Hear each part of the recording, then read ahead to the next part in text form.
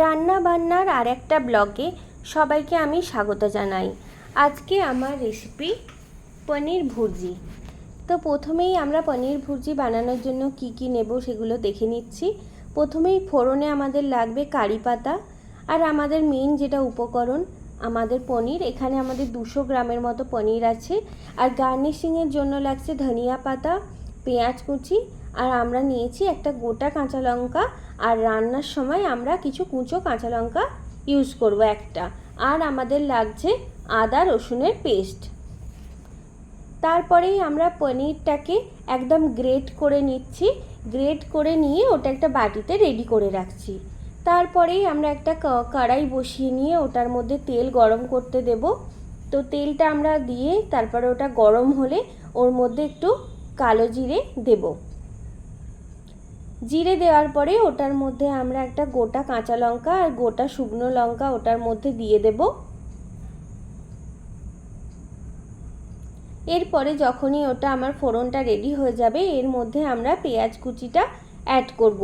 তো এখানে আমি একটা মিডিয়াম সাইজ পেঁয়াজ ইউজ করেছি 200 গ্রাম পনিরের জন্য। এরপরে আমরা যেটা রাখা ছিল কারি পাতাগুলো এরপরে এর মধ্যে অ্যাড করে দেব।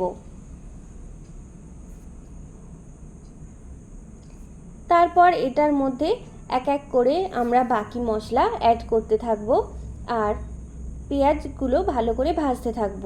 তো আমি প্রথমেই দিয়ে দিলাম এটার মধ্যে হলুদ গুঁড়ো আর একটু লবণ গুঁড়ো দিয়ে আমি পেঁয়াজটাকে ভালো করে ভেজে নেব। দেখতেই পাচ্ছেন বন্ধুরা আমার পেঁয়াজগুলো অলমোস্ট ভাজা হয়ে গেছে। তো এটার পরেই আমি এটার মধ্যে বাকি মশলা যেগুলো আছে সেগুলো দিতে পারবো। প্রথমেই আমি এটার মধ্যে আদার পেস্ট যেটা রাখা ছিল সেটা 1 চামচ ইউজ করলাম। তারপরে এটার মধ্যে আমি রসুন বাটা ইউজ করলাম। তো এরপর আমি একটা মশলা রেডি করে নেব। তো প্রথমেই আমি এটার মধ্যে একটা প্লেটের মধ্যে অল্প জিরে গুঁড়ো, ধনে গুঁড়ো আর চিনি একদম অল্প পরিমাণে, আর একটু শুকনো লঙ্কার গুঁড়ো আর একটু কাঁচা লঙ্কা কুচি যেটা করে রেখেছিলাম সেগুলো এই মশলার মধ্যে মিক্স করে দিলাম। দিয়ে আমি এই মশলাটাকে আবার কষাতে থাকবো।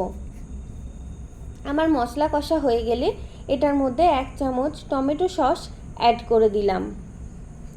দিয়ে তারপরে আমি মশলাটাকে আবার ভালো করে কষিয়ে নিতে থাকবো। তারপরে মশলাটা কষানো হয়ে গেলে এটার মধ্যে আমার পনির ভুর্জি যেটা করা ছিল সেগুলো পনিরটা গ্রেট করা ছিল সেটা আমি অ্যাড করে দিলাম। তো এটা অ্যাড করে সামান্য একটু ওয়ার্ম ওয়াটার দিয়ে এটা ভালো করে মিক্স করতে হবে। ভালো করে মিক্স করার পরে পনিরটা এরকম হয়ে যাবে কিছুটা। তো তারপরে দেখতেই পাচ্ছেন বন্ধুরা আমার এটা ভালো করে মিক্স হয়ে গেছে, যেতে অলমোস্ট জিনিসটা রেডি হয়ে আসছে। এরপরে আমি একটা জায়গায় আমার শুকনো গরম মশলা আর আমার যেটা স্পেশাল একটা মশলা আর কাসুরি মেথি এগুলো রেডি করে আমি এটা পনির যেটা রান্না করছি তার মধ্যে দিয়ে দেব।